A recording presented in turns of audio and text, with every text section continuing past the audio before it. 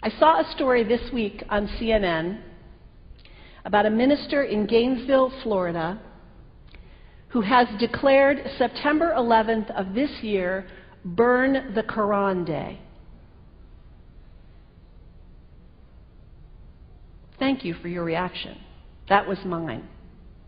This guy is a minister at a non-denominational church called the Dove World Outreach Center.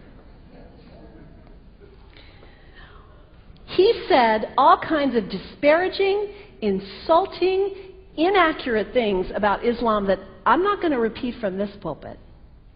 His message is about hate and fear. And I can assure you, there is nothing in the Gospels, there is nothing in the teaching of Jesus Christ that says anything about burning the holy texts of other traditions.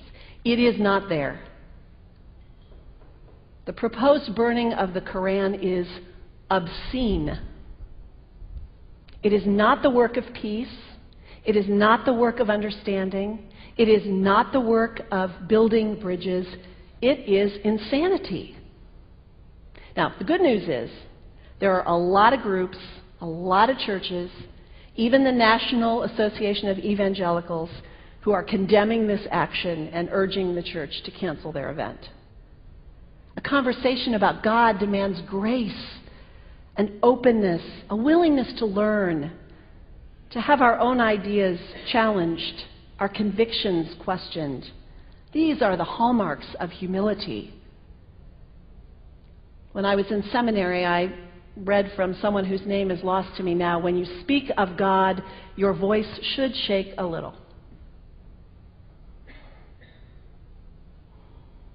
You know, Jesus had no time for religious know-it-alls. He saved some of his harshest criticism for church leaders, for the Pharisees, the religious leaders who were so certain about who was out and who was in, who was holy and unholy, clean and unclean. Jesus was forever taking all this religious certainty and turning it on its head. And we can only imagine what Jesus would have said about Pastor Terry Jones and his Burn the Quran campaign. I think he would say, this has got to stop. Followers of Islam believe that the Quran is a collection of revelations received by the Prophet Muhammad from God about 1400 years ago. They believe that Muhammad was the last of a series of prophets and teachers and messengers that included Adam, Moses, Jesus, Abraham, all names revered by us as well. The word Islam means peaceful surrender to the will of God. The Quran was written at a time when the Muslim people were being driven from their homes, persecuted, and killed.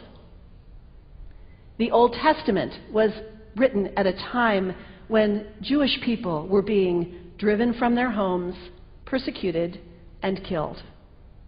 And religious scholars will tell you that most Holy Scriptures have stories of war and violence in them. Throughout history, most faiths have used these texts to justify violence. And if there's anyone in this room at this moment who's thinking that I've got it wrong, after church today, pull out your Bible and look up Psalm 137. And you'll see that our own text has passages that can make us uncomfortable. But also, like the Bible, the predominant message of the Quran is of peace and care and loving God, justice, care for the neighbor, care for the stranger. In the Bible, we have thou shalt not kill. In the Quran, we have whoever kills another, surely he is killing all of humanity. And whoever saves the life of another, surely he saves the lives of all humanity. These are words of peace, words of faith, words that could save the world if we would take them to heart. The second thing you can do, the next time someone sends you one of those emails demonizing Islam, delete it. Don't forward it. Don't participate in the stereotyping. Don't give in to your fear. It's okay to be a little afraid. We all have those emotions. Just don't give in to it. Don't sign on for it. Don't focus on this tiny group of extremists who commit acts of violence. Focus on the hundreds of millions of Muslim people in the world who are people of faith, whose priorities and concerns and families are not so different from your own. And third, when you think of Muslim people, think of individuals. Think of the professor at Ohio State. Think of the engineer at Honda. Think of the teacher at the elementary school down the street. When you think of Muslim people, remember those who died on 9/11, not the hijackers. There was only a handful of them. Remember Mohammed Sunhami Hamandi. He was born in Pakistan. He came to the United States as a small child with his parents. He played high school football. He went to college. He became a part-time ambulance driver.